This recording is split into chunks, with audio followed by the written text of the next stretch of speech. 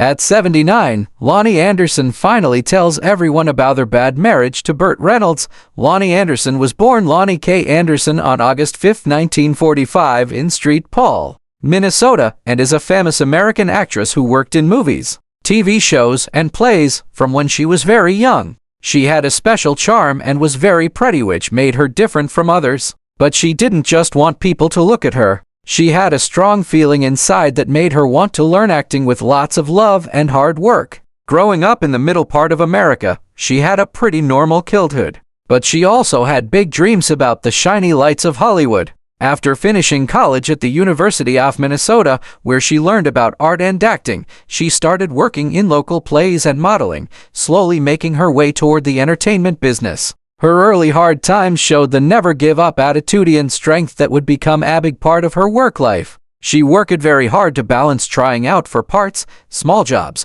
and the tough competition of Hollywood while taking care of her family. Her big break came in the late 1970s when she got picked to play Jennifer Marlowe, the pretty and smart receptionist in the popular TV show Woke Up in Cincinnati. This job shot her to being famous all over the country and became the most important part of her work life. Unlike the usual dumb blonde character of that time, Anderson's way of playing Jennifer was special, by mixing beauty with smarts, confidence, and depth. She played the part with funny sharpness that got her praise from critics and Golden Globe nominations as well as 3 Emmy Award nominations. Pia pleased her, not only for her amazing looks, but also for her ability to turn Jennifer into a strong, smart woman who got respect from her Maleco workers. Even today, Woke Up in Cincinnati is still her most famous work, and fans still remember how Anderson turned what could have been a simple character into a groundbreaking TV role model after Woke Up.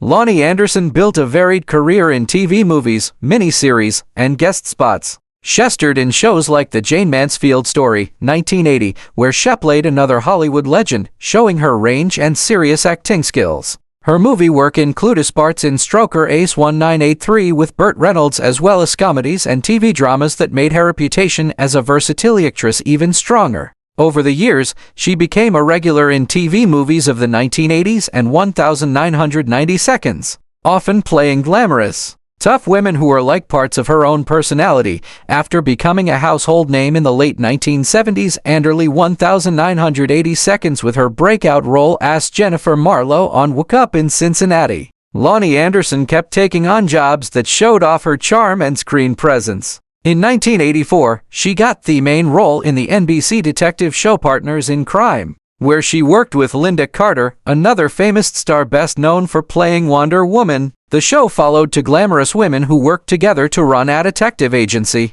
mixing mystery with comedy and action. Even though people were excited to see 2 beloved TV actresses together, the show had trouble finding its place. It got so reviews and couldn't get a steady audience, which led to it getting cancelled after only 13 episodes. Still, Partners in Crime is still something fans of 1980 seconds to fondly remember because of the chemistry between Anderson and Carter. Not giving up after the short run of that show, Anderson kept looking for new chances. And in 1986, she starred in another sitcom, Easy Street. This time, she played the role of Lac McGuire, a rich widow who suddenly has to share her fancy Beverly Hills mansion with her down-to-earth uncle and cousin. The sitcom tried to find humor from the clash of lifestyles between the rich and the working class. And Anderson's star power was the main part of the show's advertising. Even though Easy Street ran for 22 episodes, it couldn't get the ratings or critical success the network had hoped for, and it was seen as both a money-losing and critical failure. But it still showed Anderson's swilligins to keep trying comedic roles and her continued importance on prime time. To root out the mid-1980s toward the end of the decade, Anderson moved more heavily into films, which became a big part of her career in that time. She appeared in Whisper Kill, 1988, a suspenseful drama where she played a reporter looking into a series of murders, showing her ability to handle darker, more serious material. She also starred in Too Good to Be True, 1988, a thriller that made her reputation even stronger as a versatile actress who could balance glamour with intensity. These made-for-TV movies may not have had the prestige of network sitcoms, but they let Anderson show her range and kept her visible to audiences who still connected her with both charm and dramatic flair. In 1992, Anderson went back to the big screen with comedy drama Munchie, a family-friendly fantasy film about a magical creature who helps a young boy deal with challenges at school and at home. Anderson played a leading role as the boy's mother, bringing warmth and relatability to the part. Even though Munchie got mixed reviews and only modest box office success. The film is notable for being the screen debut of Jennifer Love Hewitt, who would later become a major star in both film and TV. For Anderson, Munchie was a reminder of her continued appeal to family audiences and her ability to move between TV and film. The next year in 1993, she went back once again to TV, taking on a regular role in the sitcom Nurses, a spin-off of the popular medical comedy Empty Nest, which itself was connected to the Golden Girls. Anderson joined the cast in the final season as Casey McAfee, a bold and confident hospital administrator. Over the course of 22 episodes, she brought new life into the series with her committing and commanding presence. While the show only got average ratings in its last year, critics praised Anderson's performance, noting that she added energy and wit to the group. Her role on Nurses proved again her talent for comedy and her ability to make a series better with her personality throughout the 1990s. Anderson also made guest appearances on popular shows such as Melrose Place and Sabrina the Teenage Witch, proving that she could still get attention with even brief roles. In 2003, she tried a major TV comeback with the sitcom Themelettes, a quirky series about two brothers with weird hairstyles and unusual lifestyles. Anderson played their mother, Mandy Mullet Hadeker, whose polished manner contrasted funnily with her son's weirdness. Despite the novelty of its idea and Anderson's enthusiastic appearance, the Mullets got poor reviews and weak ratings, leading to its cancellation after just 11 episodes. The show's failure marked a turning point in Anderson's career as it became clear that getting a long-running starring role was becoming more and more difficult in a rapidly aging TV landscape. After the disappointment of Themelettes, Anderson's visibility in the entertainment industry went down considerably. While she never officially quit acting, she significantly decreased her workload and appeared only occasionally in guest roles. In latter years, she popped up in series such as Baby Daddy and Love You More, taking on smaller but memorable parts that delighted longtime fans. She also ventured into the digital world, appearing in the web series My Sister Is So Gay, which reflected the growing trend of established actors experimenting with online platforms to reach new audiences. These appearances, though brief, highlighted Anderson's willingness to adapt and her enduring desire to connect with viewers, even as her time as a leading lady in prime TV came to an end. When it came to her personal life, Loni Anderson's romantic journey was just as dramatic and headline-making as her Hollywood career. Over the decades, the blonde bombshell found herself walking down the aisle for different times, each marriage showing a different chapter in her story. Her first husband was real estate developer Bruce Hasselberg, whom she married in 1964 when she was still a young woman just beginning to dream of stardom. Although the marriage was short-lived, lasting only until 1966, it left her with one of the greatest blessings of her life, her daughter Tara, born during that union. That early marriage gave Anderson her first taste of love, family, and heartbreak, setting the stage for what would become a lifelong search for both companionship and stability. Her second marriage came several years later when she tied the knot with actor Ross Bickle in 1974. For 7 years, the two dealt with the ups and downs of the entertainment industry together. But as her star began to rise and woke up in Cincinnati, the pressures of fame put a strain on their relationship. Near the end of this marriage, Anderson's personal life became mixed up with her professional own when she admitted to an affair with her woke-up co-star Gary Sandy. The romance between the two cast members fascinated fans. And though the affair did not ultimately last, it added another layer of intrigue to her already glamorous public image. By 1981, her marriage to Bickle had come to an end, closing yet another chapter. Perhaps her most famous and controversial escapade was her third marriage to Hollywood superstar Burt Reynolds, whom she married in 1988. Their union instantly got the attention of the media as they were one of Hollywood's most glamorous and talked about couples. At the height of Reynolds' fame, and with Anderson still loved by TV audiences, their relationship seemed like a fairy tale romance. Two major celebrities finding love in each other's arms. Yet behind the scenes, the marriage was far from perfect. Their years together were marked by turbulence, tabloid rumors, and bitter conflicts that played out publicly after their split in 1994, despite the challenges.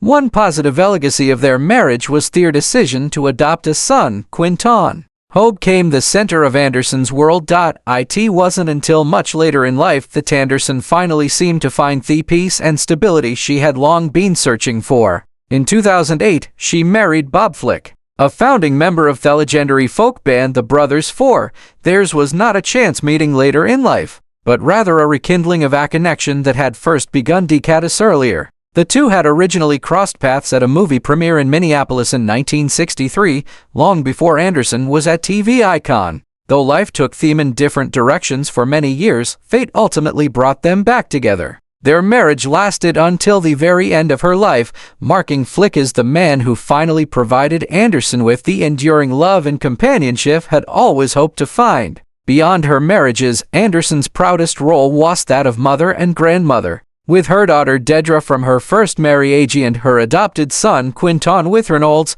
Anderson cherished family life despite the chaos of Hollywood. Through her children, she eventually welcomed 4 grandchildren, each of whom brought her tremendous joy. To her, those family bonds were far more lasting than any headline or performance. At 79 years old, actress Loni Anderson has been libric in her silence about what she describes as the most painful and embarrassing chapter of her life, her marriage to Hollywood superstar Burt Reynolds. For decades, the couple's union was seen by the public as a glamorous love story, one that united two of TV and film's most recognizable faces of the 1980s. Behind these scenes, however, Anderson reveals that her marriage to Reynolds was a constant storm of betrayal, manipulation, and emotional turmoil. People always thought we were the perfect couple, Anderson admits. But truth was very different. What the world saw was a glossy picture, but what he lived through was a nightmare. Anderson explains that from the very beginning of their relationship,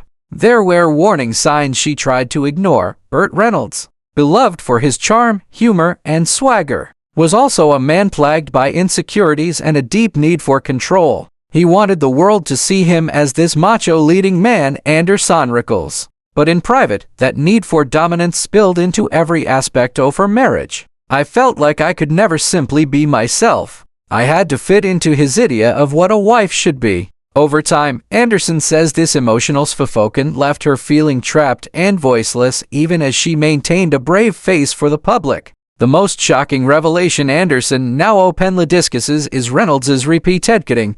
I later discovered that I was far from the only woman in Burt's life during our marriage. She admits, I was devastated because I believed in the vows we made, but he seemed to believe those rules didn't apply to him. Anderson reveals that every new betrayal chipped away their confidence and self-worth, forcing her into a cycle of heartbreak and denial. I kept thinking maybe things would change. Maybe he would realize what he was doing to us, she continues, but the truth is he didn't want to change. Financial betrayal was another painful blow. Anderson says that during their divorce she was stunned to discover the depth of Reynolds' mismanagement of their money. He went on national TV and claimed I had bankrupted him, Anderson recalls bitterly. It was humiliating and it wasn't true. He wasted one making reckless financial decisions, but I was painted as the villain. The public narrative, fueled by Reynolds' fame and charisma, left Anderson branded as the cold, money-hungry ex-wife, a label she insists was never accurate.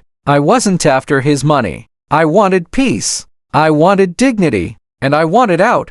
The emotional toll of this marriage, Anderson says, lingered long after the divorce was finalized in 1994. She admits that she carried years of guilt, shame, and embarrassment largely because Reynolds had a way of shifting blame onto her. He was very good at making me feel like everything was my fault, she explains. When you live with that kind of emotional manipulation for so long, you start to believe it. Even so, Anderson emphasizes that she is finally at a point in her life where she refuses to carry that burden any longer. I won't let his choices define who I am, she insists. Reflecting on her decision to speak out now, Anderson says that Agi has given her clarity and strength. At 79, I don't feel the need to protect anyone's image anymore, she says firmly. For years, I thought staying quiet was the best way to preserve dignity. But silence can also feel like a prison. I've realized that telling the truth is the only way to set yourself free. She stresses that her story isn't about bitterness or revenge,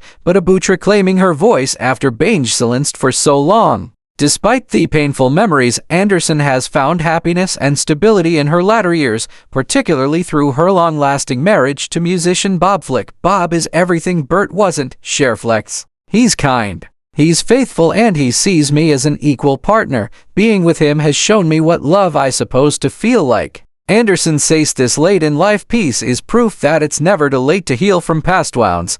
If there's one thing I want people to know, she concludes, it's that you don't have to stay defined by the worst thing that happened to you. You can choose to step out of the nightmare and into a better life. Anderson died of metastatic uterine leiosarcoma on August 3, 2005 at the age of 79. She was cremated and interred at Hollywood Forever Cemetery.